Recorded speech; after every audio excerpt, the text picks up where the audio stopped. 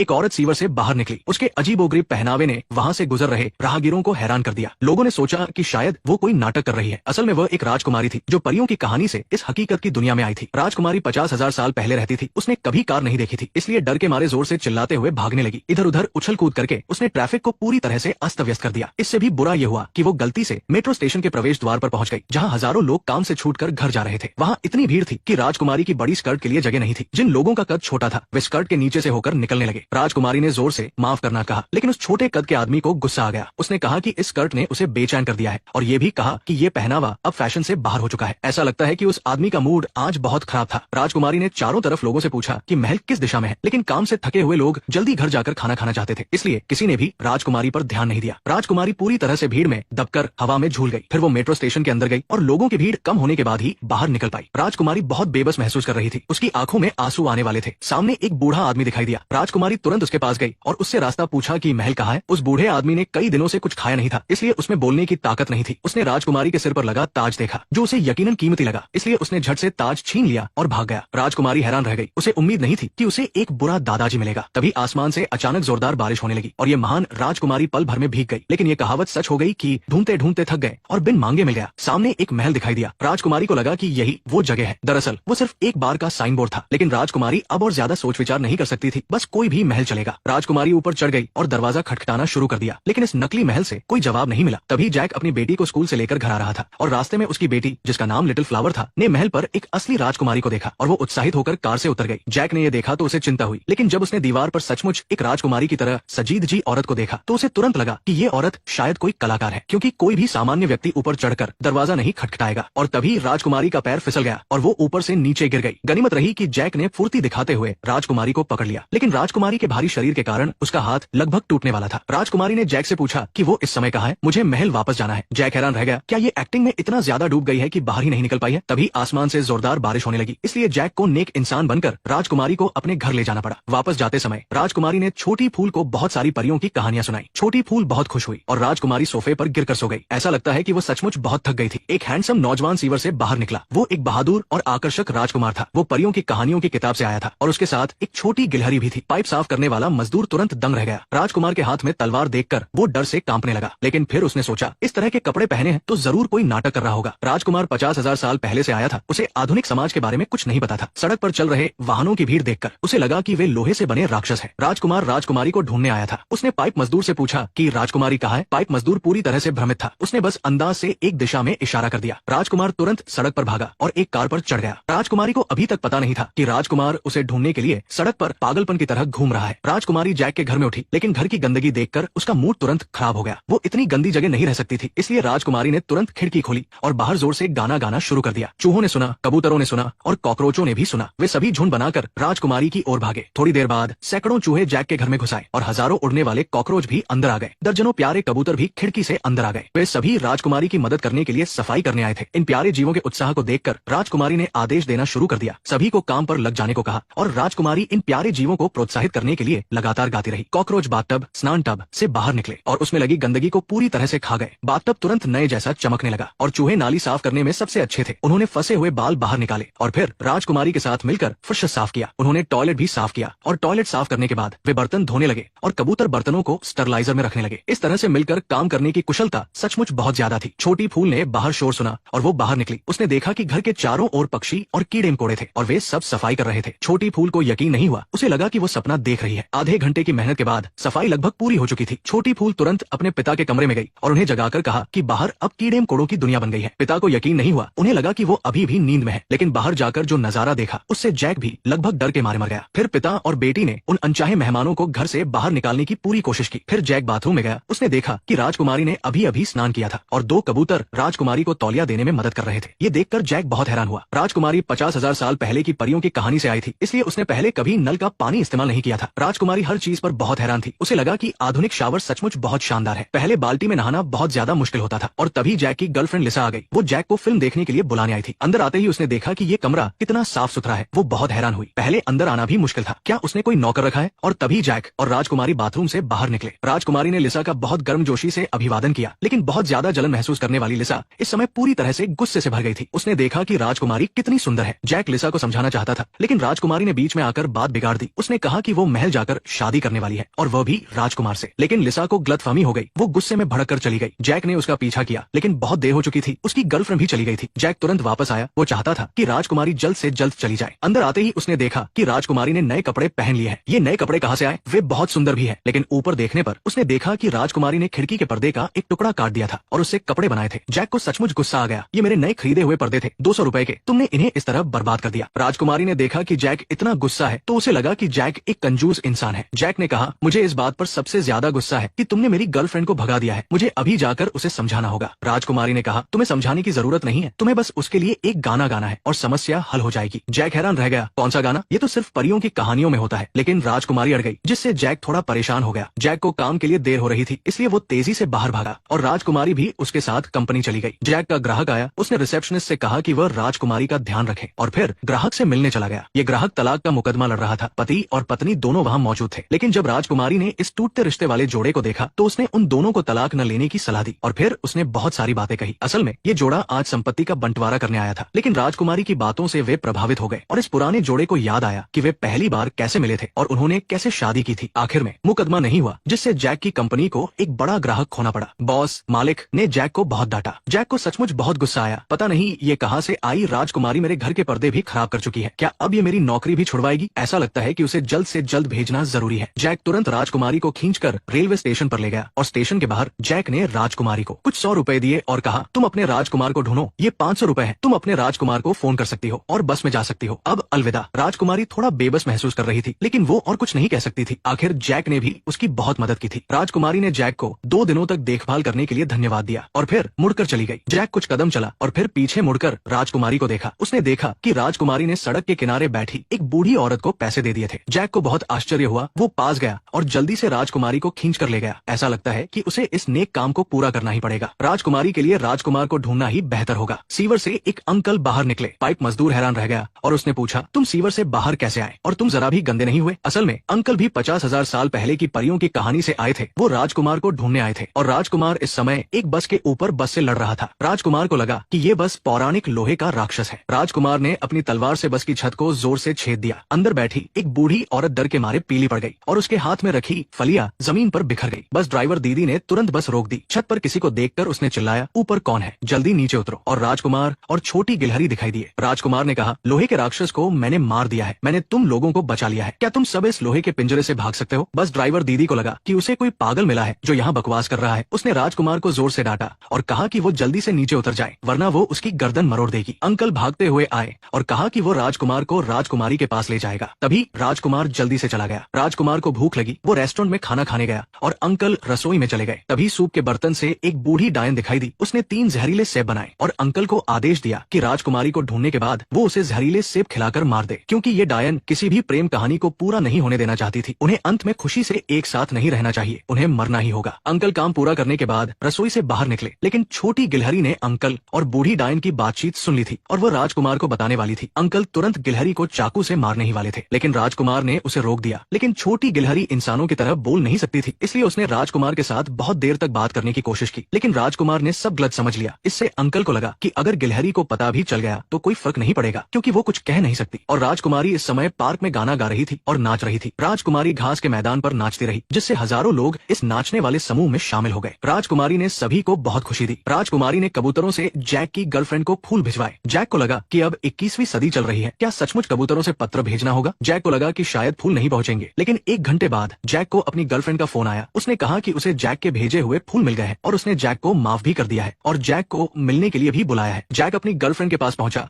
और उसने जैक से कहा, तुम कितने रोमांटिक हो, तुम्हें कबूतर कहाँ से मिले? तुम पहले मुझे सिर्फ ईमेल और मैसेज भेजते थे, लेकिन इस बार तुमने कबूतरों का इस्तेमाल किया। खैर, मैंने तुम्हें माफ कर दिया है, मुझे तुम पर विश्वास है। जैक को तुरंत बहुत खुशी हुई, ये राजकुमारी की वजह से हुआ। जैक और उसकी गर्लफ्रेंड का रिश्ता फिर से ठीक हो गया। जैक ने राजकुमारी को धन्यवाद देने के लिए उसे रात के खाने पर बुलाया। राजकुमारी बहुत खुश थी और तभी अंकल आ गए। उन्होंने डायन के दिए हुए जहरीले सेब से एक गिलास लाल सेब का जूस बनाया और राजकुमारी से कहा कि ये रेस्टोरेंट की तरफ से मुफ्त है। राजकुमारी बहुत खुश हुई। वो पीने ही वाली थी कि छोटी गिलहरी तुरंत कूद पड़ी और जूस का गिलास गिरा दिया। छोटी गिलहरी ने राजकुमारी की जान बचा ली। अंकल को सचमुच बहुत गुस्सा आया, ये छोटी गिलहरी सचमुच काम बिगाड़ती है। राजकुमारी के कपड़े गंदे हो गए थे। घर आने के बाद उसने फिर से एक और स्कर्ट बनाई। इसके लिए उसने जैक के घर के पर्दे को फिर से काट दिया, लेकिन इस बार जैक को गुस्सा नहीं आया। राजकुमार ने बहुत मुश्किलों के बाद आखिरकार राजकुमारी को ढूंढ ढूंढ लिया। राजकुमारी ने भी अपने राजकुमार को देखा जिसके लिए वो दिन रात तरसती थी और दोनों खुशी से गले मिले। लेकिन राजकुमार को गलतफहमी हुई कि जैक ने राजकुमारी का अपहरण कर लिया है और वो अपनी तलवार से उस अपहरणकर्ता को मारने ही वाला था। राजकुमारी ने तुरंत उसे रोक दिया। राजकुमारी ने कहा कि जैक एक अच्छा इंसान है, इन दिनों उसकी देखभाल उसी ने की है, वो मेरा दोस्त है। तभी राजकुमार का गुस्सा शांत हुआ, लेकिन राजकुमारी को अभी भी लगा कि राजकुमार का ये व्यवहार बहुत जल्दबाजी भरा था, लेकिन शायद ये सब प्यार की वजह से था। और तभी राजकुमार ने अपने गाने से राजकुमारी के लिए अपने उमड़ते हुए प्यार को जाहिर किया। लेकिन राजकुमारी राजकुमार के साथ गाना नहीं गाना चाहती थी। उसने कहा कि वो राजकुमार के साथ डेट पर जाना चाहती है। राजकुमार नहीं समझा कि डेट क्या होती है, क्योंकि 50,000 साल पहले की परियों की कहानी की दुनिया में राजकुमार और राजकुमारी को मिलने के बाद तुरंत शादी कर लेनी चाहिए और फिर हमेशा खुशी से रहना चाहिए। डेट का कोई हिस्सा नहीं था, लेकिन राजकुमार फिर भी राजकुमारी के साथ डेट पर जाने के लिए राजी हो गया और राजकुमारी को भी जैक को अलविदा कहना था।